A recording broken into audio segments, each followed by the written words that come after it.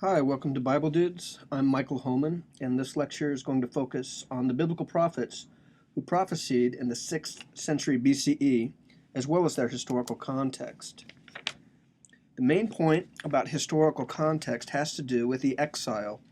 This means that thousands of people from the ruling class of Judah are forced to relocate to Babylon. There they live in exile, and is famously captured in Psalm 137, "By the rivers of Babylon, there we sat down and wept when we remembered Zion." All right, that's later made into a disco song by Boney M, but we'll stick to Psalm 137 for now. Remember, Zion is the hill in Jerusalem upon which stood the temple that the Babylonians destroyed. So Judah they're in exile, and that makes them sad. The three prophets that we're going to examine are Obadiah, Ezekiel, and 2nd Isaiah. As I mentioned, the dominant event for the 6th century BCE is the exile. This time period is known as exilic, and its bookends are two key events. First, the exile officially begins in 586 BCE when Jerusalem, the capital city of the nation of Judah, is destroyed by the Babylonian Empire led by King Nebuchadnezzar. They take the ruling class of Jerusalem and force them to relocate in Babylon. This maneuver will reduce the chances of rebellion, and in a couple of generations, the people of Judah would likely assimilate. That's what happened to Israel hundreds of years earlier. Mind you, there is an earlier exile to Babylon in 597 BCE. That was when the Babylonians took King Jehoiakim and about 3,000 Judeans, including Ezekiel. They took them to Babylon. But the event that separates pre-exilic from exilic is the destruction of Jerusalem in 586 BCE. This is also the beginning of what is known as the Jewish diaspora, where from 586 BCE on, many Judeans, later called Jews, are scattered to places other than their ancestral homeland. But back to the bookends. The exile continues, right? It begins with 586 BCE, and it continues until 539 BCE, when the Persians, led by Cyrus the Great, defeat the Babylonians. The next year, 538 BCE, is when we have what is known as the Edict of Cyrus. It's a decree that Cyrus makes that allows the exiled Judeans to return to their former homeland. Most exiled Judeans remain in Babylon, but a few people, including Ezra and Nehemiah, return in various waves in the late 6th century and 5th century BCE. Everything after 538 BCE is labeled post-exilic. All right, so we have pre-exilic, exilic, and post-exilic. So that's the exile, and it sounds pretty awful, but I have to tell you, in a twisted kind of way, I'm sort of thankful it happened. That's because there never would have been a Bible without this tragedy. The Judeans, they're so fearful of assimilating that they work very hard to collect and preserve their culture through writing and editing, and the end result of all this is going to be the Hebrew Bible. So if we review some of the prophets we've looked at that come before, in the 9th century we get these shamanistic prophets running around doing miracles, Elijah and Elisha. Then in the 8th century, the historical context is dominated by Assyrian expansion, but there we have the great 8th century BCE prophets, Amos, Hosea, Micah, and Isaiah. 7th century, Assyria is on the decline. Babylon is going to fill that power vacuum. We have Nahum, Habakkuk, Zephaniah, and Jeremiah. Where we're at here is talking about the exilic prophets in the 6th century BCE. Ezekiel, Deutero or 2nd Isaiah, and Obadiah.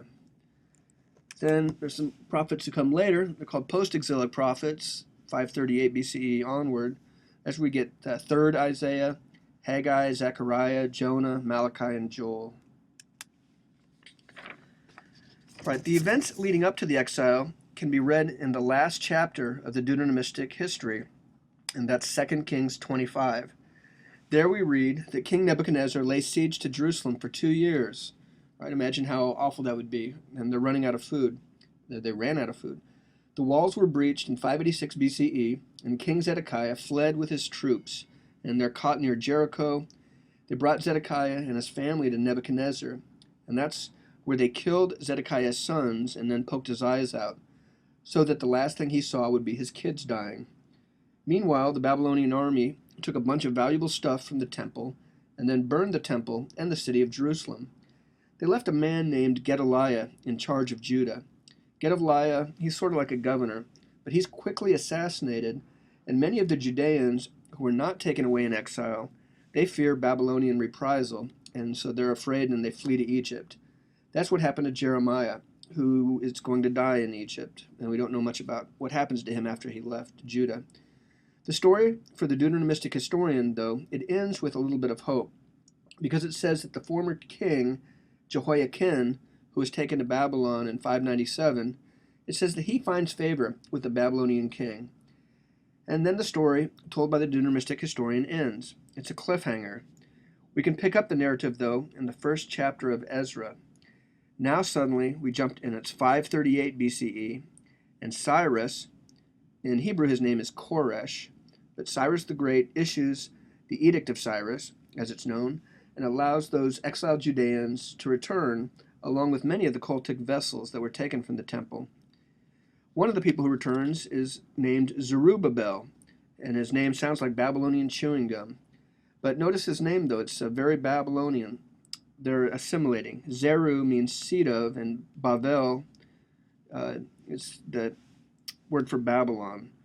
Babel is, Bob means gate, El means God, so it means gate of the God.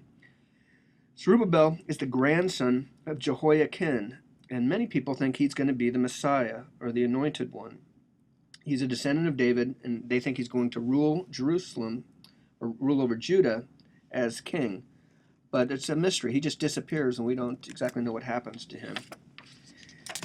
This is a reconstruction of the Ishtar Gate, which was the main gate to the city of Babylon. It was built during the reign of Nebuchadnezzar, and now it's in a museum in Berlin. It was excavated by a German archaeologist and then shipped to this museum in Berlin. And the actual gate was much larger, but they had limited space in the museum, and so they had to scale it down. So this is something that many people in the 6th century BCE would have been familiar with, including, of course, Nebuchadnezzar, but also Cyrus the Great, Jehoiakim, Ezekiel, and Zerubbabel all would have seen this. For my course at Xavier, students read a book about biblical prophets written by Joseph Blenkinsop, who is retired now, but he worked at Notre Dame. Blenkinsop refers to the 6th century BCE as a cardinal epoch, and he's right. There were many things going on at that time. Historians use a term called punctuated equilibrium. Most of the time we live in a time of equilibrium, where things stay the same, but every once in a while things get shook up with these punctuations. In my lifetime, I would argue that September 11th was one of these punctuations where things changed dramatically, and now I have to take my shoes off at the airport and do all kinds of other horrible things. And personally, too, Hurricane Katrina was one of these punctuations where my life changed. And I miss the equilibrium time where things, it's much easier to live in those time periods where things stay the same. All right, but anyway, lots of things are going on at that time. Semitic empires have ruled the Near East for about 2,000 years. They come to an end. We have the Deuteronomistic historian who is working at that time. Greek philosophy is on the rise with pre-Socratic philosophers such as Pythagoras and Xenophanes. We get Judaism's origins as a non-sacrificial religion. Remember, before that, to worship God, you have to sacrifice animals. Now that the temple's destroyed, the religion changes dramatically. We have Zoroastrianism in Persia. Zoroaster founds an influential religion that's based on dualism, right, good and bad. This is also the time that both Buddha and Confucius lived. So think if you could time travel and meet some of these people. It's a remarkable time.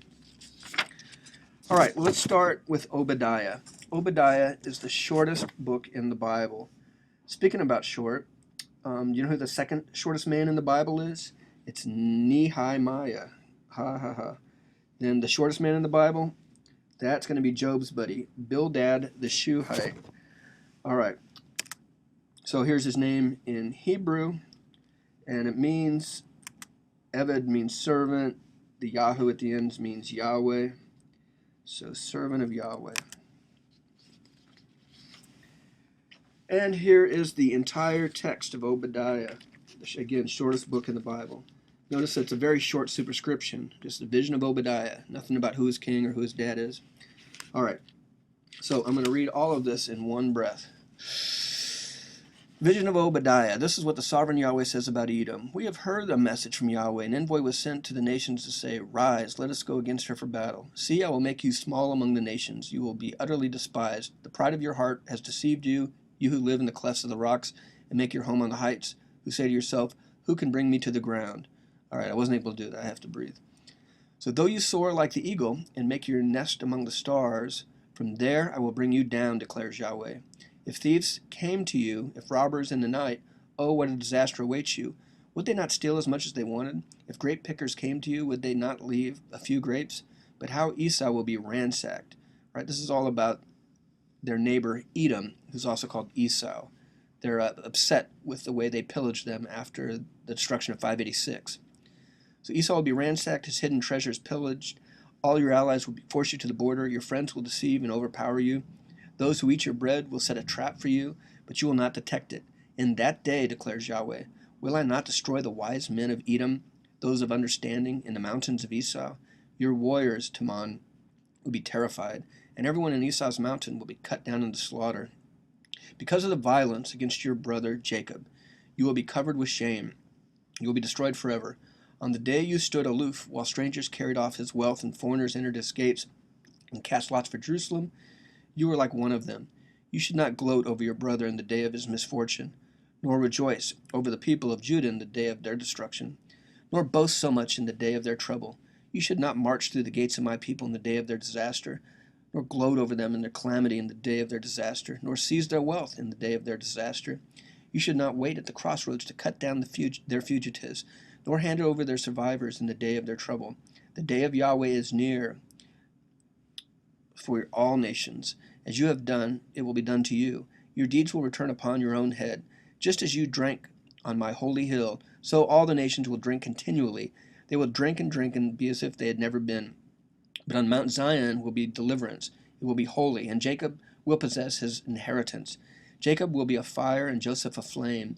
Esau will be stubble, and they will set him on fire and destroy him. There will be no survivors from Esau. Yahweh has spoken. People from the Negev will occupy the mountains of Esau, and people from the foothills will possess the land of the Philistines.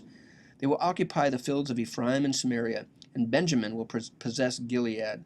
This company of Israelite exiles who are in Canaan will possess the land as far as Zarephath. The exiles from Jerusalem who are in the Sepharad will possess the towns of the Negev. Deliverers will go up Mount Zion to govern the mountains of Esau, and the kingdom will be Yahweh's. All right, so that's the entire book of Obadiah. And let's look at a map. Here's Judah, and then down below across the Arabah, or the Syro-African Rift, we see Edom down here. The author of Genesis believed that the civilizations of Israel, Judah, and Edom were very closely related. So in the genealogies, the author has Israel and Edom as twin brothers. Remember, Jacob and Esau are twins, and later they get the names Israel and Edom. Then Israel is the father of 12 tribes, one of the largest being Judah. So anyway, they thought that they were pretty close to him. They called them brothers, and they were very upset with 586 when the Edomites show up and pillage and rob them when they're, it's like kicking them when they're down. So Edom is a very beautiful mountainous region, not a lot of rain. So here's a picture of some of the hills of Edom. So you can see what the author of Obadiah talks about when he says that the Edomites were hiding in the clefts of these mountains. Also, Edom means red, which is the color of these rocks. These rocks are known as Nubian sandstone. So this is one of my favorite places on the planet, and I've had the privilege of being part of several archaeological excavations in the region of Edom. But now let's leave Obadiah and his anger with the Edomites and talk about somebody who's pretty stressed out, Ezekiel. In fact, some of the more recent scholarship on Ezekiel is focused on him having post-traumatic stress disorder. But he is the prophet most famously linked to the exile, as his prophetic career occurs in Babylon. His name, which in Hebrew is Yechezkel, means God, that's the L at the end, and then Chazak is a word that means strengthen. So it means God will strengthen. Ezekiel is very unusual because he has no superscription. It just starts off. It doesn't, his father's name we see later on is Boozy, and that's not because he drank a lot. But it says, in the 30th year, in the 4th month, on the 5th day of the month, as I was among the exiles by the river Kabar, the heavens were opened, and I saw visions of God. On the 5th day of the month, it was the 5th year of the exile of King Jehoiakim, the word of Yahweh came to the priest Ezekiel, son of Buzi, in the land of the Chaldeans by the river Kabar, and the hand of Yahweh was on him there. So it starts off with this vision, and with all these dates here, we know this is July 592 BCE. And remember, Ezekiel was a priest who at the age of 25 was taken into exile in 597 BCE. So he's been living in Babylon now for 5 years. And Kabar is a canal that's near Nippur, and that was the religious capital of ancient Sumer. And it's just south of Baghdad today in Iraq. And he's living in the land of the Chaldeans. Chaldean is the dynasty for the Babylonians. All right, and medieval Jewish teachers forbid anyone under the age of 30 to read Ezekiel's vision. So it's pretty mystical stuff. But I'm going to go ahead and let's look at it. I don't care how old you are. I looked and I saw a windstorm coming out of the north, an immense cloud with flashing lightning and surrounded by brilliant light. The center of the fire looked like glowing metal, and in the fire was what looked like 4 living creatures. In appearance their form was human, but each of them had 4 faces and 4 wings. Their legs were straight. Their feet were like those of a calf, and gleamed like burnished bronze. Under the wings on their 4 sides they had human hands. All 4 of them had faces and wings, and the wings of one touched the wings of another. Each one went straight ahead. They did not turn as they moved. Their faces looked like this. Each of the 4 had the face of a human being, and on the right side each had the face of a lion. On the left, the face of an ox. Each also had the face of an eagle. Such were their faces. They each had 2 wings spreading out upward, each wing touching that of the creature on either side, and each had 2 wings covering its body. One went straight ahead. Wherever the spirit would go, they would go, without turning as they went. The appearance of the living creatures was like burning coals of fire or like torches. Fire moved back and forth among the creatures. It was bright, and lightning flashed about it. The creatures sped back and forth like flashes of lightning. As I looked at the living creatures, I saw a wheel on the ground beside each creature with its 4 faces. This was the appearance and structure of the wheels. They sparkled like topaz, and all 4 looked alike. Each appeared to be made like a wheel intersecting a wheel. As they moved, they would go in any one of the 4 directions the creature faced. The wheels did not change direction as the creature went. Their rims were high and awesome, and all 4 rims were full of eyes all around. All right, well, when I teach this class, I often have students try to draw this vision. But let's take a look at this engraving. I love this picture. You see God sitting there on the sun, and then somehow God's hand is giving Ezekiel this text with Jerusalem burning in the background. Then to the right, we get this bizarre mythical monster, and then we see those rims, quote, that were high and awesome. Those look like high and awesome rims, right? So, but you see this creature, it has 4 faces. One is a lion, one is an ox, one is a human, one is an eagle. And then very similar to the seraphim in Isaiah, they use some of their wings for flying, some of their wings to cover up their genitals because they're modest. Here's a painting by Raphael.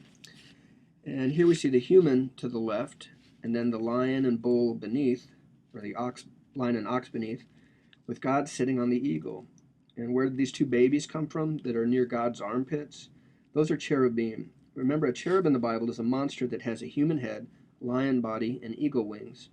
Later, European artists didn't know this, and they confused a cherub with Eros, or Cupid, who's that little baby who flies around and shoots people with love arrows.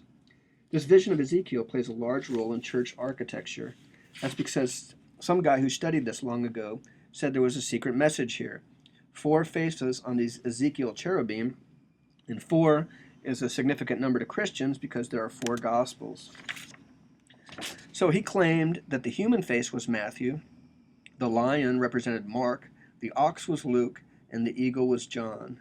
And here we see this portrayed in a cathedral at Chartres, France. But you'll see this in church architecture all over the place. So back to Ezekiel's vision. God gives Ezekiel a scroll filled with a message of tragedy and destruction. Ezekiel eats the scroll, and he says it tastes as sweet as honey. This is amazing imagery and reminds me of the seraphim cleansing Isaiah's mouth with the hot coal from the altar, and also God commissioning Jeremiah by touching his mouth. But here, he's going to eat the scroll of God's words, so it's a little bit more literary. But the main point here is that God, or more accurately, for Ezekiel, he calls it the glory of Yahweh, is going to travel. Here we see a picture of Yahweh on a coin, and he's sitting on a winged wheel. So in Ezekiel's vision, God's glory, which in Hebrew is the term kavod. But anyway, the kavod of God, or the glory of God, is going to fly from Jerusalem to Babylon, where he appears before the exiles. So imagine you're an exiled Judean. Yahweh has lived in a room in the Jerusalem temple for about 500 years. He's very confined there. But with Ezekiel's vision, now Yahweh isn't limited by space. And no matter where you're at on the planet, even if you're in Babylon, Yahweh can visit you and still be your God. It's a pretty remarkable innovation in religion and a major step in the whole concept of monotheism. So here we see Yahweh flying from Jerusalem over to Babylon, and nope, now he's going back to Jerusalem. And here, that's the Hebrew word kavod for the glory. So it's not just Yahweh flying, but it's the glory of Yahweh. So in chapter 4, Ezekiel makes a model of the city of Jerusalem with a brick representing the actual city. Then he lays siege to the brick. God tells him to lie on his left side for 390 days. Though I have to tell you, the Septuagint, the Greek translation of the Bible, says it's 190 days. So it sounds a little bit easier. But he lies on his right side then for Judah for 40 days, quite a bit less. And it's supposed to represent him treating his body bad for the sins of the people of Judah. People have gone crazy with the symbolism of these numbers, trying to figure out, well, 390 days, maybe a day represents a year, what happened 390 years earlier. But the main point is that Ezekiel is predicting that Jerusalem is going to come under siege and be captured. By the way, while Ezekiel is lying on his side, God tells him before you lie on your side, you're supposed to eat bread that you make. And this bread, it sounds pretty healthy. It's made out of wheat, barley, beans, lentils, millet, and spelt. And God tells Ezekiel, though, to cook the bread, he should use human feces to fuel the fire. This is to symbolize that during the exile, they will have to break their kosher dietary laws. Luckily for Ezekiel, he's able to talk God out of this, though he still had to use feces to cook the bread, but now it's cow dung instead, which is a little bit better. But, you know, if somebody offered me some very healthy bread and they told me that it was cooked in a cow poop fire, I'm sure I would turn it down. All right, in another passage in Ezekiel, he interacts, and he'll do this with sour grapes in a little bit, we'll see, but here he's going to interact with something that Jeremiah had said.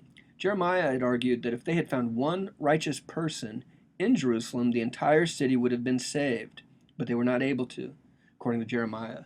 But Ezekiel says, "Son of man, when a man sins against me by acting faithlessly, and I stretch my hand against it, even if these three men, Noah, Daniel, and Job, were in it, they would deliver but their own lives by their righteousness." So he's arguing that God, if he would have found a righteous person in Jerusalem, he would save the whole city. Ezekiel says no. He would only save the righteous people and everybody else would die. And this is interesting because we knew Noah and Job, and it's spelled differently than the Daniel and the lion's den Daniel. So we didn't know who he was referring to until we found some texts at Ugarit, and it's Canaanite literature that's written a couple hundred years before the earliest biblical passages. And in there's a Canaanite hero who is the father of a guy named Achat, who's named Daniel. So that's who Ezekiel's talking about. All right, so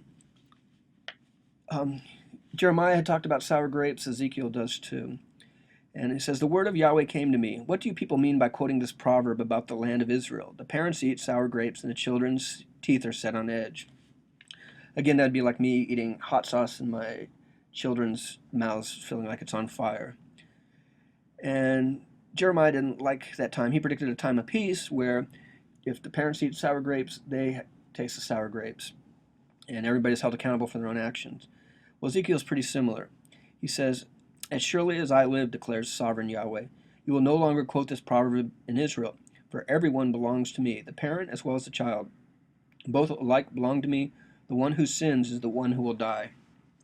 So that's pretty similar to that previous passage. So they're looking forward to a time where people are held accountable for their own sins and not punished for the sins of other people. And by the way, that is a creepy looking grape, and I wouldn't eat it. Ezekiel has a famous passage in chapter 23 about two sisters who are named Oholah and Oholibah. Oholah means her tent. Oholibah means literally, my tent is in her. There's a lot of stories in the Bible that have to do with sexual acts that involve tents. But the thing about Oholah and Oholibah is that they are sex addicts. Oholah is going to represent the capital city of Israel, which is namely Samaria. And she was a prostitute in Egypt, and then later on she was a prostitute with the Assyrian soldiers. She gets raped by the Assyrians, and she dies violently. So her sister, you would think, would see all this sex stuff and violence with her sister, and say, you know what, I better clean up my act, but instead it makes her lust even more. So Oholibah is represented Jerusalem, and it says that she was a prostitute with the Egyptians and the Assyrians, but also with the Babylonians. She's going to hook up with some of them. So I'm not going to show you these passages because they're pretty graphic, but feel free to look them up in Ezekiel 23. It's pretty explicit, and it makes me think that Ezekiel had some sort of bizarre sexual obsession. Sometimes I think the Bible should come out with a warning label, as there's quite a bit of sex and violence in these pages. All right, in the movie Pulp Fiction, the character Jules, who's played by Samuel Jackson, memorizes a passage from Ezekiel, and he says it before he shoots people. And I want to look at Jules' quotation. So here's what he says. "Do you read the Bible, Brett? Well, there's this passage I memorize. Sort of fits this occasion. Ezekiel 25:17. The path of the righteous man is beset on all sides by the iniquities of the selfish and the tyranny of evil men. Blessed is he who, in the name of charity and goodwill, shepherds the weak through the valley of darkness, for he is truly his brother's keeper and the finder of lost children. And I will strike down upon thee with great vengeance and furious anger those who would attempt to poison and destroy my brothers. And you will know my name is the Lord when I lay my vengeance upon thee." He starts shooting. So, what's going on here? Let's look at the actual biblical passage. It says, "I will carry out great vengeance on them and punish them in my wrath. Then they will know that I am Yahweh when I take my vengeance on them." So what's going on here? Why does the author of Pulp Fiction, Quentin Tarantino, add all this other material from Psalm 23 and the Cain and Abel story and so on? My guess is that they wanted a passage to illustrate the common idea of Old Testament God of wrath. And Ezekiel 25:17 got the idea sort of, but it needed some more material. I want to point out that I strongly disagree with the notion of New Testament God of love, Old Testament God of wrath. The fact is that God is portrayed as a God of love and a God of wrath in both the New Testament and the Hebrew Bible. So it's a bit of both. All right. One of the most famous passages in Ezekiel is Ezekiel 37, called the Valley of the Dry Bones. Let's look at this passage. "The hand of Yahweh was on me, and he brought me out by the Spirit of Yahweh and set me in the middle of a valley. It was full of bones. He led me back and forth among them, and I saw a great many bones on the floor of the valley, bones that were very dry. He asked me, 'Son of man, can these bones live?' I said, 'Sovereign Yahweh, you alone know.'" By the way, that is a great answer. If God ever asks you something, just say, "You alone, God, you know." Then he said to me, "Prophesy to these bones and say to them, 'Dry bones, hear the word of Yahweh. This is what the sovereign Yahweh says about these bones. I will make breath enter you, and you will come to life.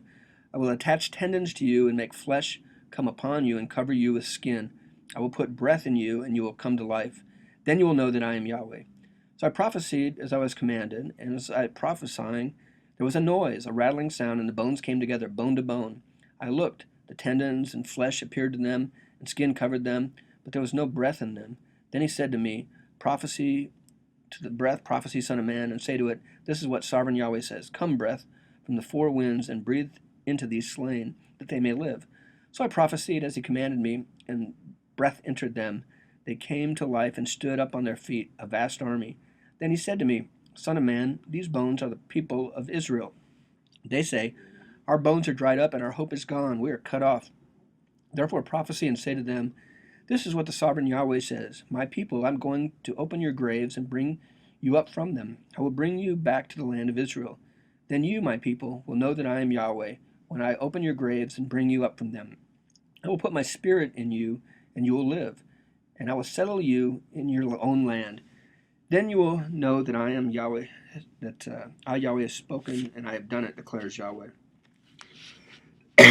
So, what would this story mean to people in exile? Well, people are thinking that there's no hope, that Israel is destroyed for good. So this vivid imagery foretells a time when God is going to bring Israel to life once again.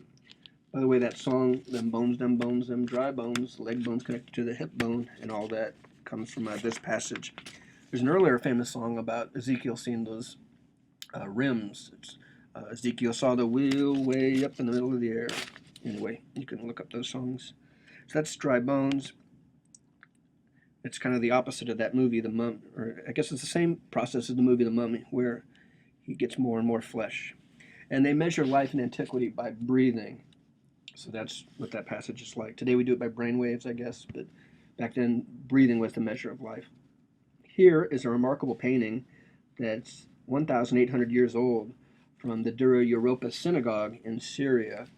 And here God is represented as a hand coming down. We see that a lot, don't we? And he's taking body parts and putting them together to be reborn as people. All right, the last part of Ezekiel that I would like to talk about has to do with his second vision. Remember, the first vision is God with his awesome rims traveling around in the sky, delivering presents to all the nice little boys and girls on Christmas Eve. Or maybe I'm confusing that last part. But the second vision has to do with a very detailed and elaborate temple. This is in Ezekiel chapter 40 and following. I think it's 40 through 48. It's a vision where God takes Ezekiel to a mountain in Israel, and then Ezekiel watches some bronze dude measuring all the parts of the temple. So it's the 25th anniversary of his exile, which makes it 572 BCE. He sees a giant idealized Jerusalem temple. It's a giant square courtyard with the temple on the inside. And again, the glory of God returns from Babylon and is going to enter the new temple. And no longer they're going to need any kings for their government because God is going to rule. And this idea of this new place is called the New Jerusalem. All right, so it's paradise on earth. It's interesting to me that it's a city, right? It's not out in some rural area. All right, finally, let's look at 2nd Isaiah. Remember, Bible scholars noticed more than 100 years ago that the text of Isaiah was written by different authors at different times. First Isaiah is the great 8th century BCE prophet, and his sayings are recorded in chapters 1 through 39. Second Isaiah is the 6th century BCE prophet, and that's chapters 40 through 55. That's what we're going to look at here. Third Isaiah, or Trito Isaiah, is chapters 56 through the end. This author, or authors, wrote in the late 6th, early 5th century BCE, post-exilic. So again, notice Isaiah is pre-exilic, 2nd Isaiah, where we're at now, is exilic, 3rd Isaiah is post-exilic. They, of course, have different agendas based on the historical context. All right, let's look at the very first line of 2nd Isaiah in chapter 40. Comfort, comfort my people, says your God. Speak tenderly to Jerusalem and cry to her that her warfare has ended, that her iniquity is pardoned, that she has received from Yahweh's hand double for all her sins. So first Isaiah was a message of warning that Judah had better get its act together or severe divine punishment was on its way, because God was angry because of the lack of social justice and religious infidelity. But then 586 BCE happened. The Babylonian army happened. It was like a giant can of whoop-ass, and now the last thing that the people wanted to hear was, I told you so, nanny, nanny, boo-boo. So 2nd Isaiah is a message of comfort, right? Comfort, comfort my people.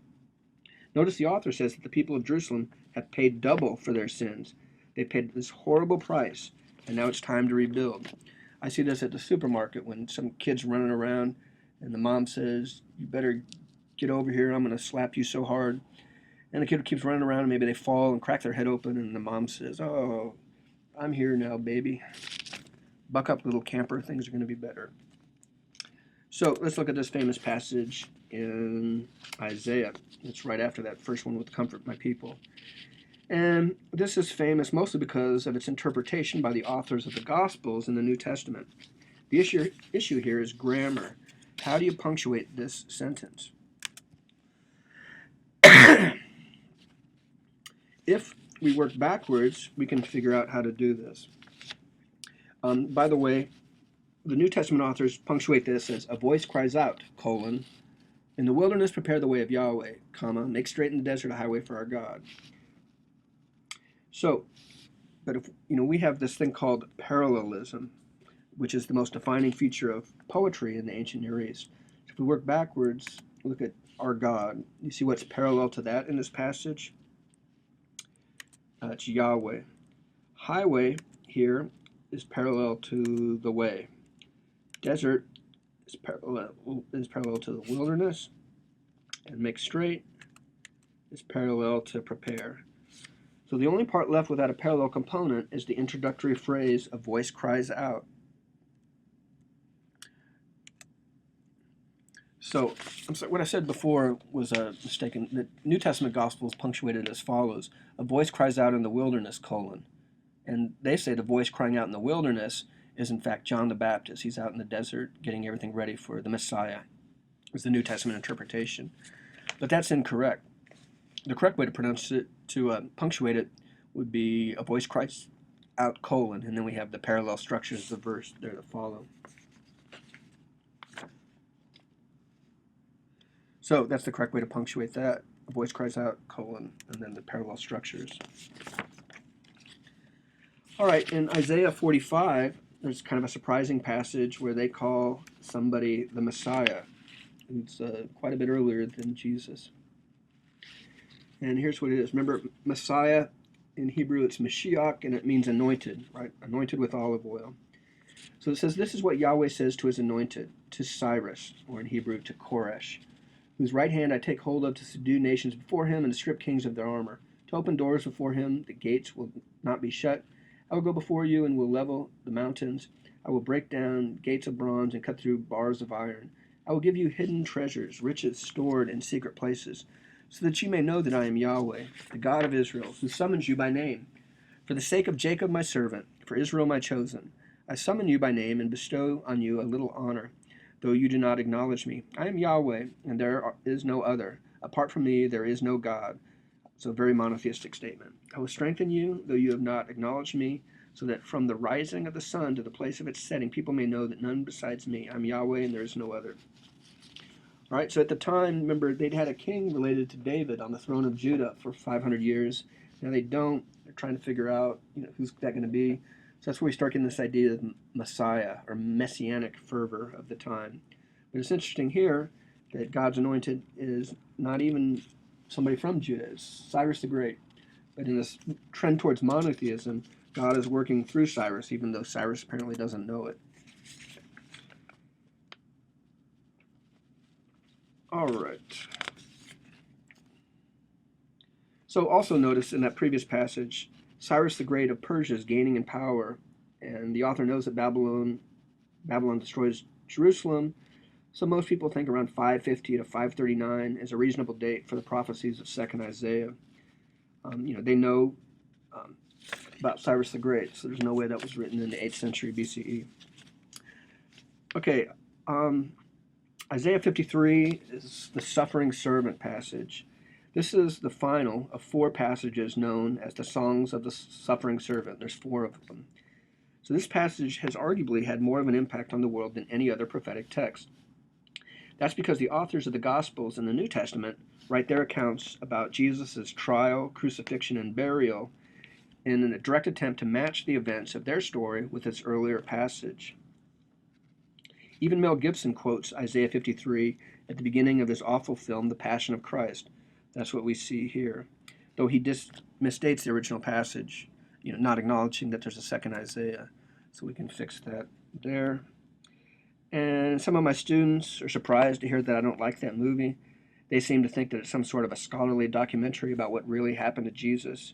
But I think it's ridiculous. It's really an anti-Semitic snuff movie that has no basis in reality. But if you're a barbaric Roman soldier, I guess you come out looking pretty sweet in the movie. Especially Pontius Pilate and his hot wife. They're really nice people in that movie. I wish they were my neighbors, in fact. And this is an interesting slide, right? My students ask me, is that real? I'll leave that up to you to decide. But let's not talk anymore about Mad Max. Let's focus on Isaiah 53. All right, so let's read the passage, the suffering servant. Who has believed our message, and to whom has the arm of Yahweh been revealed? He grew up before him like a tender shoot, and like a root out of dry ground. He had no beauty or majesty to attract us to him, nothing in his appearance that we should desire him. He was despised and rejected by humankind, a man of suffering and familiar with pain. Like one from whom people hide their faces, he was despised, and we held him in low esteem. Surely he took up our pain and bore our suffering, yet we considered him punished by God, stricken by him and afflicted. But he was pierced for our transgressions, he was crushed for our iniquities. The punishment that brought us peace was on him, and by his wounds we are healed. We all, like sheep, have gone astray. Each of us has turned to our own way, and Yahweh has laid on him the iniquity of all of us. He was oppressed and afflicted, yet he did not open his mouth. He was like a lamb led to the slaughter, and as a sheep before its shearers is silent, so he did not open his mouth. By oppression and judgment he was taken away. Yet who of his generation protested? For he was cut off from the land of the living. For the transgression of my people he was punished. He was assigned a grave with the wicked and with the rich in his death, though he had done no violence, nor was there any deceit in his mouth. Yet it was Yahweh's will to crush him and cause him to suffer. And though Yahweh makes his life an offering for sin, he will see offspring and prolong his days. And the will of Yahweh will prosper in his hand. After he has suffered, he will see the light of life and be satisfied. By his knowledge my righteous servant will justify many, and he will bear their iniquities. Therefore I will give him a portion among the great, and he will divide the spoils with the strong, because he poured out his life unto death, and was numbered with the transgressors. For he bore the sin of many, and made intercession for the transgressors. So things like Jesus dying for the sins of others, as well as the idea that people are healed by his suffering, they're both in this passage. Jesus not saying too much in front of his trials, in front of his accusers, with Pontius Pilate and Caiaphas, the high priest. That's because of this passage. Pierced for our transgressions means Jesus is going to be nailed to the cross and have a spear poke him. That Jesus is crucified next to sinners and put in a rich person's grave. That's because of this passage. And Roman soldiers dividing up Jesus' clothes by lot. That's from this also. So very influential in that story. So that's it for these three great prophets of the 6th century BCE, the exilic prophets, namely Obadiah, Ezekiel, and Isaiah. And thanks for your attention.